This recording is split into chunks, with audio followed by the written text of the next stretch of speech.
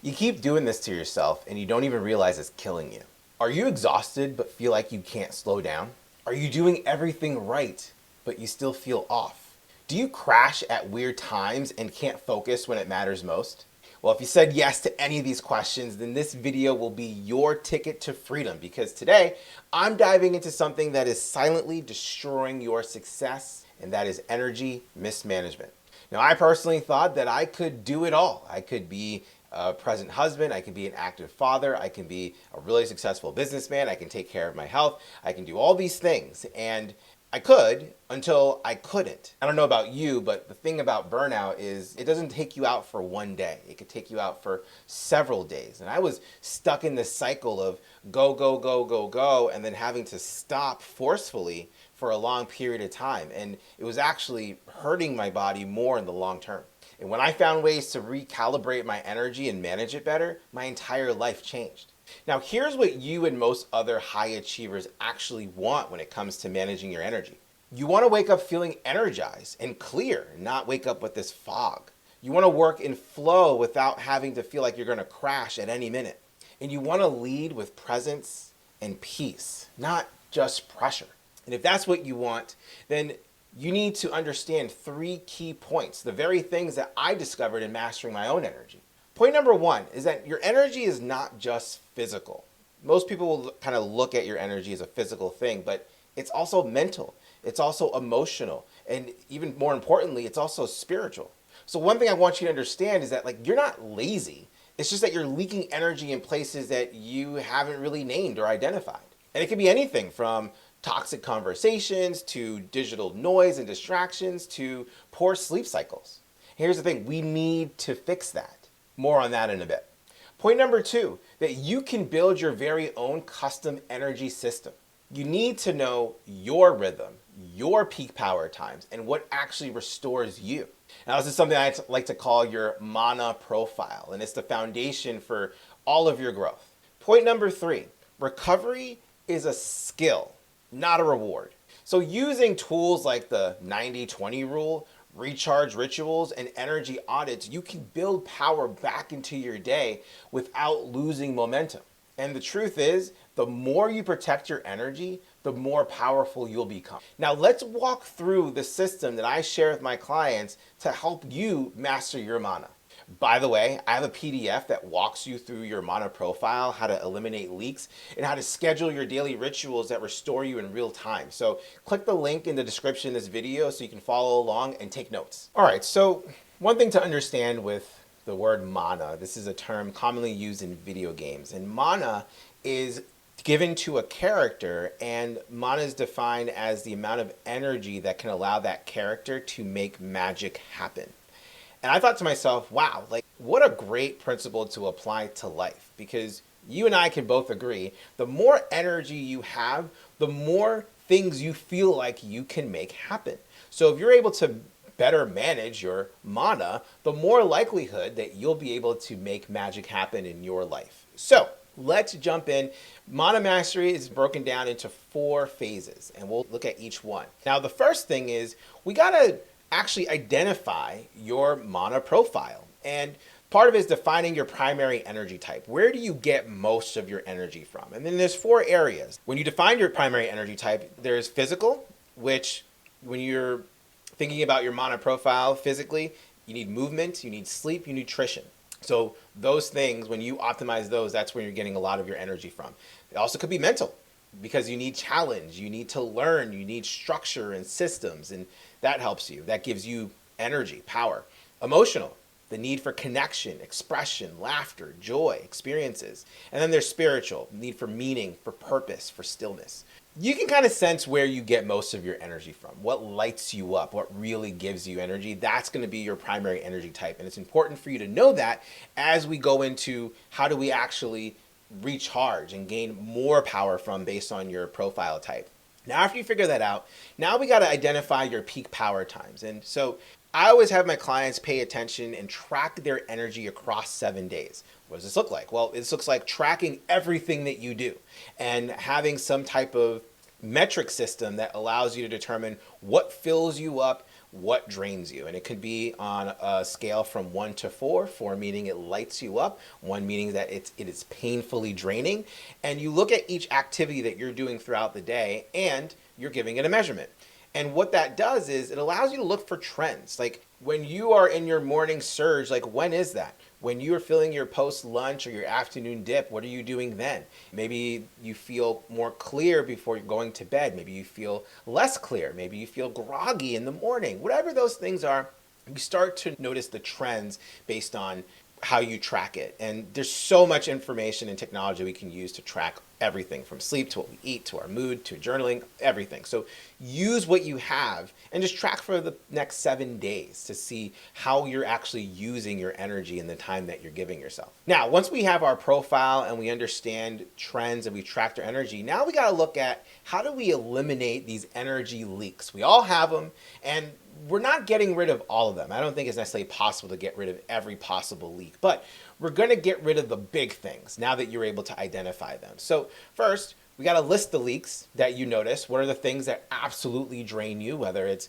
poor sleep, maybe it's toxic people in conversations or environments, maybe it's clutter in your home or in your office, it could be digital noise, doom scrolling, or it could be decision fatigue. If you're someone, especially if you're a high achiever, you're probably making a lot of decisions throughout the day. And when you are making too many decisions that maybe some of those decisions don't have to be made by you, it can get exhausting. It reminds me of when my daughter, when she's overwhelmed and flooded with emotions, it's really hard for her to decide what to do or even do things. Like something that she can do very easily, like tie her shoes, becomes even the most challenging of things. That doesn't change because we're adults. In fact, it impacts us even more because when we're flooded with emotions and are overwhelmed, we can't sometimes even think about what we want to do next. And oftentimes that comes from the fact that we've had to make so many decisions throughout the day that we are just tired and energetically exhausted from making decisions. So being able to notice what these leaks are is so important because now you can set some boundaries around that, whether it's time blocks. For high achievers and business people, time blocking is one of the most effective tools that you can use. And I've worked with many clients who loathe the idea of time blocking, and then when they start to actually implement it in a non-restrictive way, it really, really helps them. Putting limitations in your environment, whether it's you're using your phone or putting it on silent or limiting apps and access to apps or websites, it takes away from those energy leaks. And also saying no. All of us have priorities that are really important to us, yet we find ourselves saying yes to things that are less important. We need to learn to say no more. Say no, because when you say yes to something that you don't really want to do or is less of a priority, you're now saying no to the things that are a priority. No comes with a lot of power. And I invite you to really practice and be in the habit of saying no more to things and saying yes more to your priorities. And the last thing is upgrade inputs. So better your fuel consumption, better your food, better your hydration, upgrading and allowing yourself to be exposed to better environments, whether it's in your home or outside your home. And then when it comes to downloading or digesting content, let it be something that inspires and motivates you as opposed to depletes and makes you feel worse. There's enough studies out there to show that social media makes us feel terrible. So the best thing that you can do for yourself is hijack that algorithm and allow yourself to be exposed to uplifting content to give you that dopamine rush and hopefully take that dopamine rush and move into action that's going to better your life. Now, after we determine and we get rid of those energy leaks, now we get to decide, okay, how do we recharge? What are some systems or rituals that we can implement that's going to help us get power at any moment throughout the day? First part is you got to choose your recovery methods. So if you remember earlier, I talked about your mana profile. Well, now you can start to think about, okay, based on my mana profile, what are some recovery methods that I can implement? So for example, if you are a physical mana type, then you want to focus on movement and hydration and naps, massage. One of my personal favorites is flotation therapy. Another one that I actually mentioned here because it's been so effective for so many of my clients is what's known as NSDR, which stands for sleep deep rest.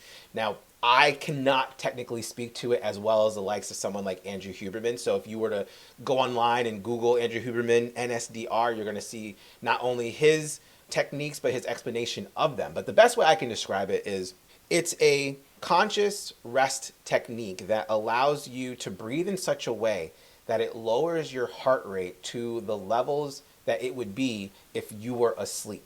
But it's also a conscious meditation. And so you're not necessarily sleeping. And because you're conscious and you're in this restful state, it actually allows your body to repair. From my own personal experience, but also from my clients, 15, 20 minutes of this almost feels like you got 4 to 8 hours of sleep. And so I highly recommend this because it's so, so helpful. And you can literally do this anytime, anywhere, as long as you're sitting or lying. I had one client actually pull over on the highway and do this technique sitting in his car, and he felt like a new man.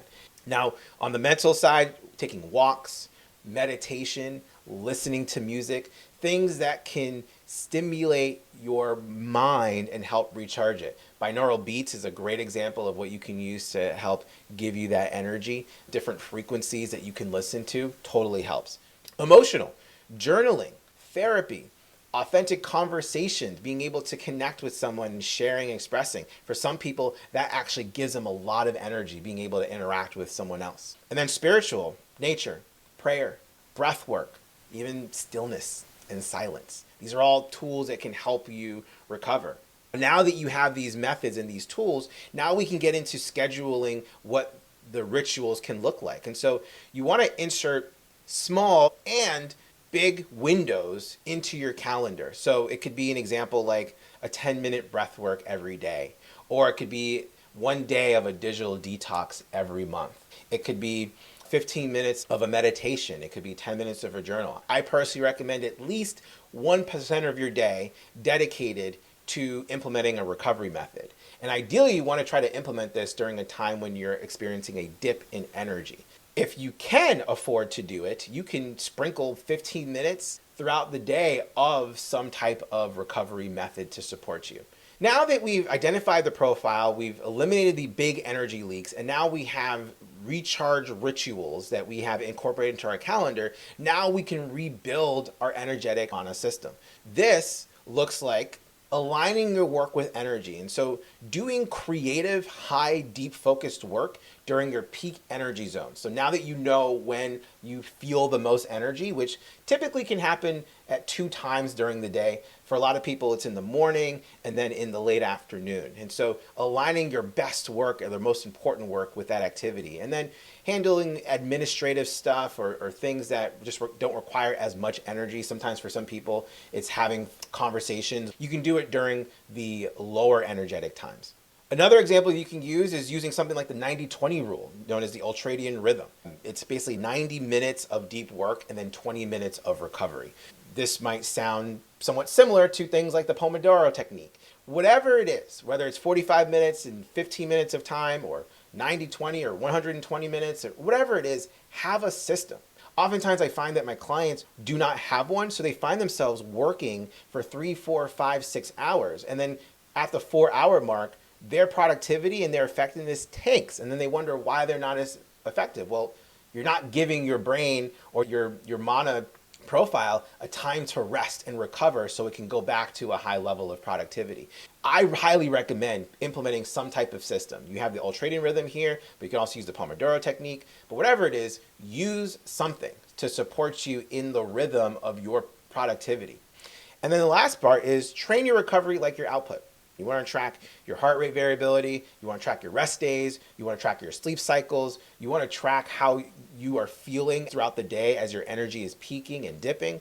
It's so important. We track so many things, and yet we don't track the most important things that we do day to day. And so if you're able to train yourself and train your recovery like you train your output, you will have sustainable and almost seemingly limitless energy.